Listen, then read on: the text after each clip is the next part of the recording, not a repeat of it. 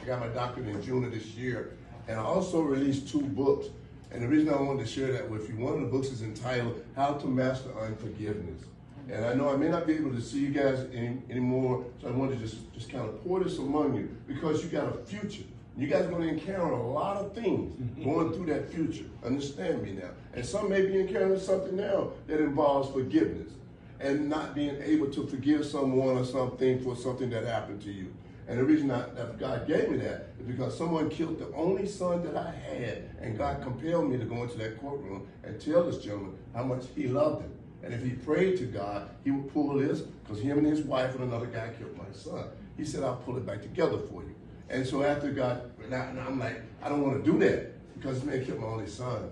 God compelled me, you're going to do it. So long story short, I was compelled to do it. I get to the courthouse in Lincoln. Long story short, as I go in, God spoke to me once more. He said, and then I want you to tell him how much you love him. And the hardest thing I've ever had to do in my entire life was tell the man that killed my only son that I love him. And I asked God, what's in that for me? What's in that for him? For me to tell this man that killed my only son that I love him. God, and God is so sovereign. He said nothing. He said, I'll get the glory. Ooh. And that was shocking to me, and I understood that. He said they put this trial off for 2 years so that I had them to put it off for 2 years so that I could prepare your heart for this moment. And I know you can do this, and you will do it. So I went in and fast forward throughout the whole day. They called me up at the end of the day and asked me for comments.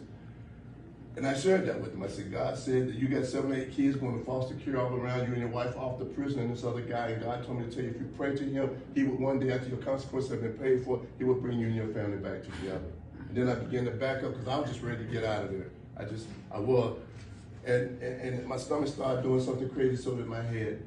And God spoke to me. He said, tell him, John, tell him. And I looked back at him and I said, you took everything. You took my birthright, you took my daughter's brother, you took our grandchildren, our marriage, you took all this away from us. But in my heart, I still find love for you and your family, and I hope and pray that nothing like this ever happened to you and your kids. And when I said it, it wasn't a dry eye in the house. His family on that side was crying. My family was crying. I looked up at the judge. She was crying. The stenographer, she was crying. And the big guy with the Glock, he was standing there wiping tears. So I stepped back, and I saw my daughters jumping up and running to embrace me. I just didn't want that, because I had just dumped my whole life out and forgiven the man that took my only son's life away. And as I was walking out of that courtroom, I was talking to God. I said, why? Why, God? Why this right here? I said, why? My only son, you don't understand. He took my only son. He said, but I do. Because I too gave up the only son I had so that you and a whole world of sinners just like you could have an eternal life. And it was that moment, guys, when I walked through those swinging doors, it was almost as if God was standing there with his arms open. And he said, now, son, hear me out clearly, guys, okay? Because this is futuristic for you, and maybe now. Now, son, I can use you. So there was a test for me that I had to go through. And it was after that that I developed the ministry that I got. FAVOR, acronym Fathers Against Violence and Repeat Offenders.